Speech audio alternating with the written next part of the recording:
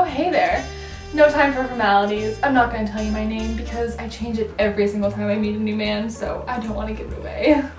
I've been married 5 times. That's enough for a ring on each of my fingers. Anyways, what's with the look, love? You think I care what you think about me? The game of love, marriage, and affair is so thrilling. And our Holy Father in heaven, he never said anything explicitly about being married more than once, so why should I care? I mean, look at Abraham, Solomon, and Jacob. They've been married so many times I can't even count. What a double standard we ladies are held up to. Oh, and you judge my lack of virginity? Is it not 1392? No, don't get me wrong. I'm not saying that marriage with virginity is a bad thing. It suits some people, but it's just not for me. All I'm saying is that if you got it, flaunt it. I know I do. Oh, and about my husbands, the first 3 were rich, old, and easily controlled. But the 4th, he was quite the scoundrel. He wasn't as easily dominated as the others. And he even dared to take another mistress. But I quickly got my revenge by driving him mad with jealousy. And finally, my 5th husband, my dearest Jenkin. He wasn't like the others. I actually loved him. But he beat me often, and he upset me the most when he read his misogynistic book. But once we got into a quarrel, and I finally asserted my authority over him. Alright. Oh, I guess I should start my tale. Now as it so happened, I began to say, long, long ago, in good King Arthur's day, there was a knight who was a lusty liver. He saw a maiden walking all forlorn ahead of him, alone as she was born. And of that maiden, in spite of all she had said, by very force he took her maidenhead.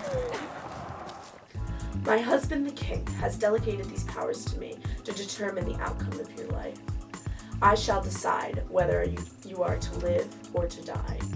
You shall live if you can answer this single question. What is it that women most desire? I shall give you a year and 1 day to find a suitable answer as decided by this court. Woe is me. He knocked at every house, searched every place, yes, anywhere that offered hope of grace. What could it be that women want most? Some women wanted wealth and treasure, honor, some said, some jollity and pleasure, some gorgeous clothes and others fun in bed. And some what most mattered was that we should be cosseted and flattered. That's very near the truth, it seems to me. A man can win us best with flattery. What do women desire most? For Christmas?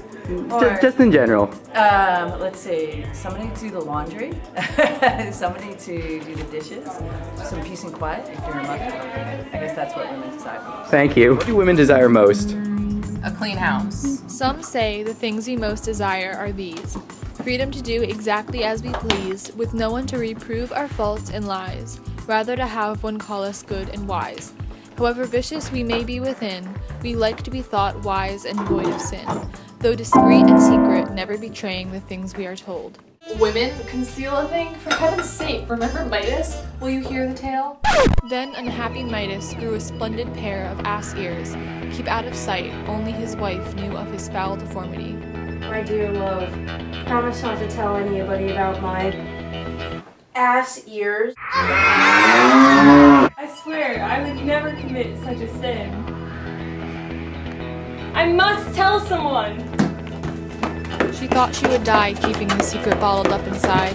It seemed to swell in her heart, no doubt, though it was on the point of bursting out. My husband has a pair of ass ears!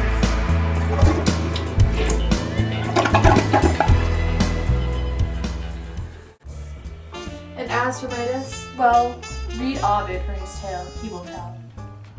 This knight that I am telling you about perceived at last he would never find out what it could be that women loved the best.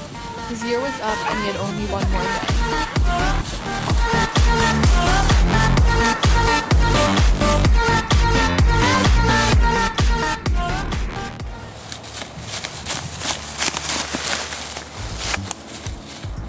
Sir Knight, there is no way out from here. Tell me what you are looking for, my dear. Us old women know a thing or two. Alack the day! Dear mother, I am as good as dead if I do not know what women desire. Give me your hand, and swear to do whatever I ask of you. Upon my honor, I agree. Then I promise your life is safe. O Queen, a year has passed and I've kept my word. I have your answer ready. Tell us all then. In general, a woman wants self-sovereignty over her husband and as her lover. She wants to master him. He must not be above her. That is your greatest wish. Whether you kill me or not, I will wait your will. He saved his own life. I do accept this answer. It was I who told the knight the answer, and he promised me to do whatever I say. So I ask upon this court, Sir Knight, will you take me as your wife? Old lady, for the sake of God, think of a new request. Take all my goods, but leave my body. You're old. I may be foul, poor, and old, but my personality is as good as gold. You shall be wed. Needless to say, the knight was not very happy on his wedding day. He married her in private and stayed hidden inside all day long. My husband, is this how all knights and wives get together? Are these the laws of good King Arthur's house? Are all knights of his so contemptuous? I am your wife. I have saved your life. Why are you so sad? What sin have I committed? I can make things right if you tell me how. Make things right? This is not possible. Nothing will ever be right again. You're so old and boring and poor. I can fix what you think is wrong if I wanted to, if you showed me more courtesy. You always speak of ancient wealth and worth. If that is what you call being a gentleman, you should know that arrogance is worthless. Gentleness is not annexed in nature to possessions. Gentility must come from God. Remember how noble Tilius was? He rose from poverty to nobility. And how about Boethius and Sensia? Both of them said, gentle is he that does a gentle deed. As for my poverty, even God himself chose a life of poverty. There is no shame in poverty if the heart is gay. As Sensia said, also, he who accepts his poverty unhurt, I'd say, is rich although he lacked a shirt. Lastly, my age. Old age shows honor and respect. Filth and old age are power wardens over chastity. So now, my husband, you have two choices.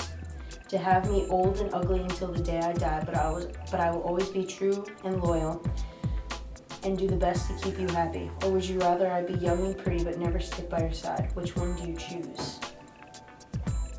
My dearest wife, I leave this decision up to you. Make the choice yourself. Whichever pleases you pleases me.